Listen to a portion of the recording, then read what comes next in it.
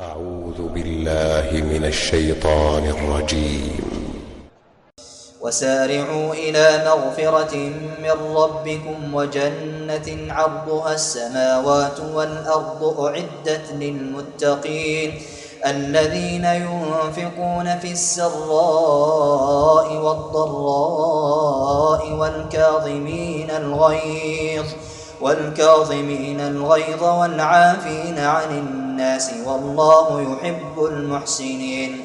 والذين إذا فعلوا فاحشة أو ظلموا أنفسهم ذكروا الله فاستغفروا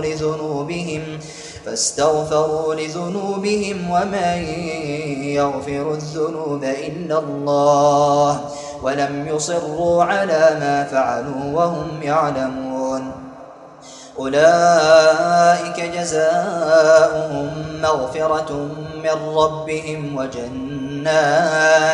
وجنات تجري من تحتها الأنهار خالدين فيها ونعم أجر العاملين. قد خلت من قبلكم سنن فسيروا في الأرض فانظروا كيف كان عاقبة المكذبين.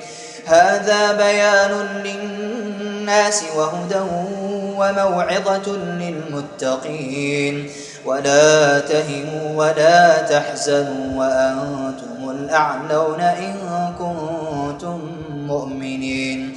إن يمسسكم قرح فقد مس القوم قرح مثله وتلك الأيام نداولها بين الناس وليعلم الله الذين آمنوا ويتخذ منكم شهداء والله لا يحب الظالمين وليمحص الله الذين آمنوا ويمحق الكافرين. أم حسبتم أن تدخلوا الجنة ولما يعلم الله الذين جاهدوا منكم ويعلم الصابرين.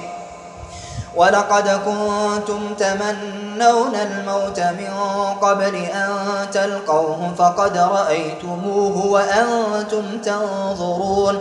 وما محمد إلا رسول قد خلت من قبله الرسل أفإن مات أو قتل انقلبتم على أعقابكم ومن ينقلب على عقبيه فلن يضر الله شيئا وسيجزي الله الشاكرين. وما كان لنفس أن تموت إلا بإذن الله كتابا مؤجلا ومن يرد ثواب الدنيا نؤته منها ومن يرد ثواب الآخرة نؤته منها وسنجزي الشاكرين.